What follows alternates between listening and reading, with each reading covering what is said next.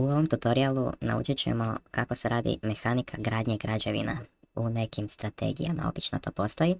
Ovako, u praznom projektu stisnemo desni klik hijerarhiji prozoru, 3D Object Cube, možemo staviti na Transform Reset i Create 3D Object Plane.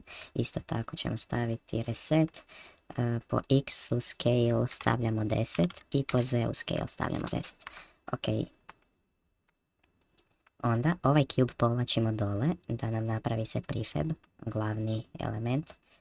Desni klik create materijal, napisat ćemo mat dole crta ghost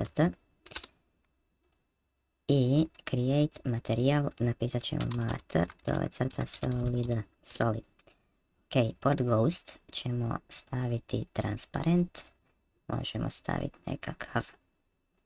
nekakvu blue boju, plavu, možda malo svjetliju, tako, a pod solid ćemo ostaviti to, ali ćemo staviti cijelu plavu boju.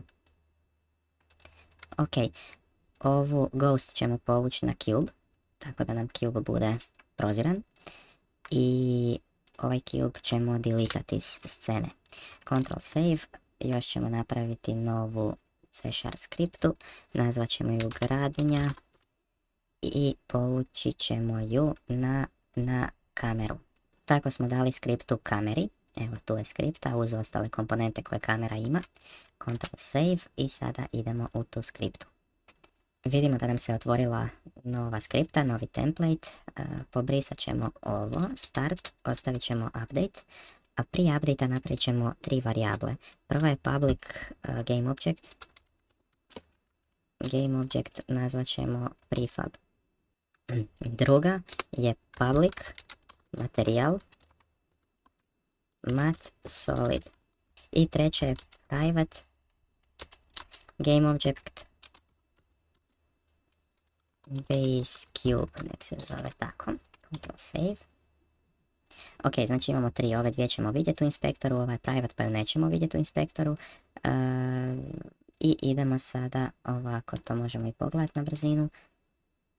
Evo da nam se kompajla i kad stisnem na main kamera, tu vidimo dvije ove. Odmah možemo assignat cube na prefab i mat solid na mat solid. Ok, Ctrl save, na plane.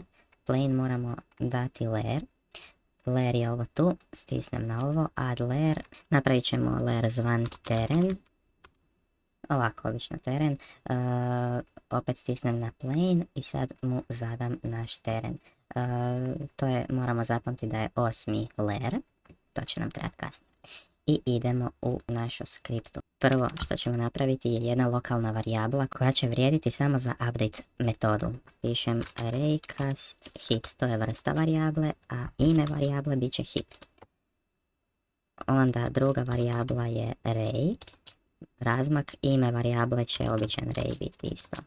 Znači vrsta varijable je sa velikom R, a ime varijable može biti bilo šta, stavili smo malo R. Nakon toga kamera, .main, .screen, point to ray, znači screen point to ray.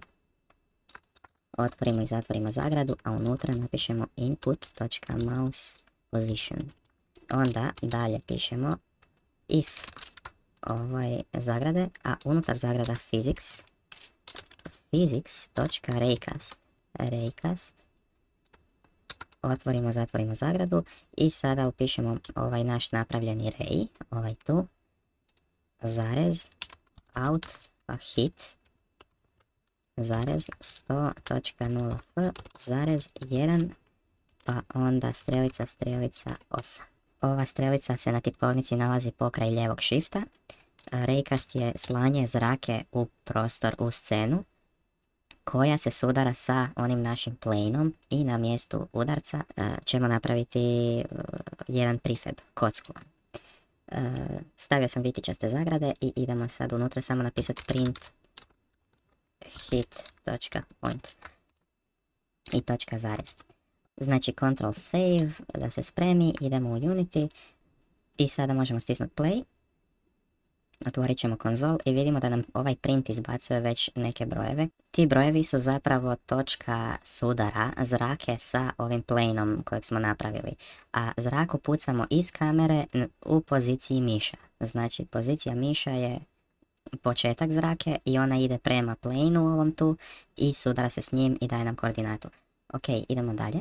U skripti napravit ćemo novu varijablu lokalnu vektor3 obj position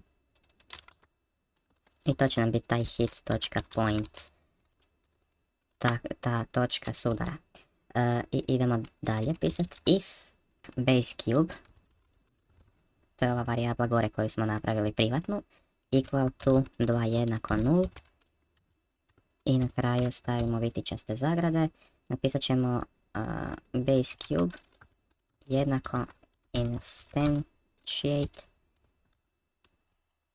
to je funkcija za izradu novog 3D objekta unutar naše scene, instantiate, i onda nas pita prvo što ćemo instancirati ovaj naš prefab objekt i pita nas gdje ćemo. Napisat ćemo vektor 3.0, to je početna pozicija, i pod kojom rotacijom quaternion.identity će biti rotacija, to je početna rotacija isto tako. S game object na kraju, a ne taj veliko G. Znači mora biti veliko G, veliko Ctrl save. U novi red else. Pa onda vitičaste zagrade. I onda ide base cube .transform .position jednako obj position.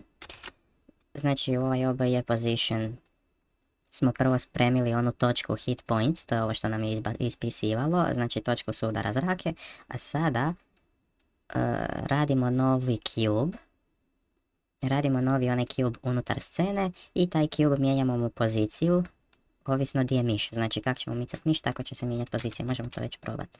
Ctrl save i ovako play.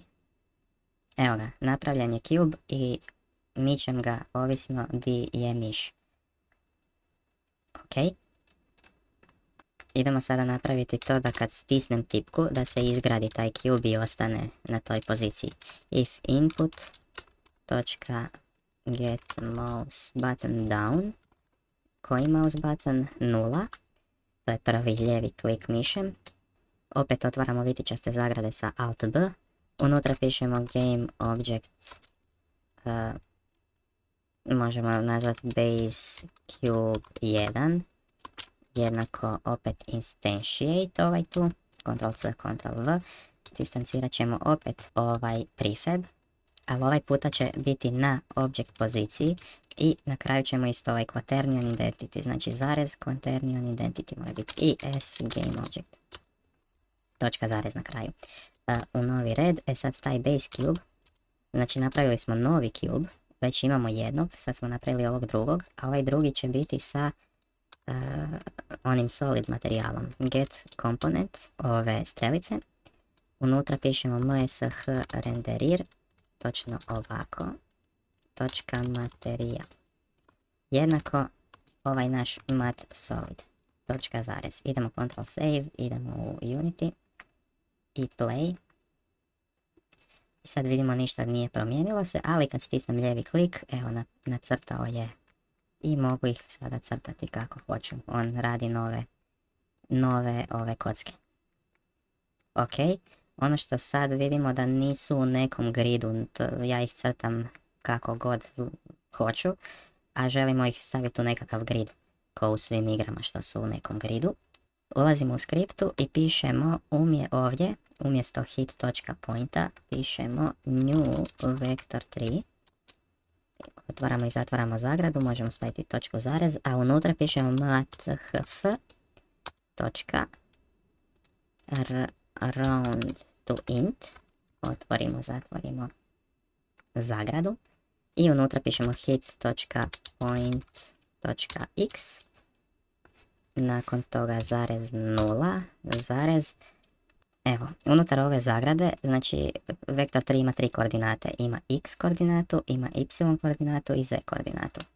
Evo to prepišite, pa Ctrl save. Ulazimo u Unity i play stišćem. I sad vidite da mi kocka preskače. Zašto preskače? Zato što je u gridu. On me pita di ću staviti. Sad se taj grid može povećavati, može se smanjivati. Ali evo, to je to. Eto, nadam se da ste naučili nešto novo.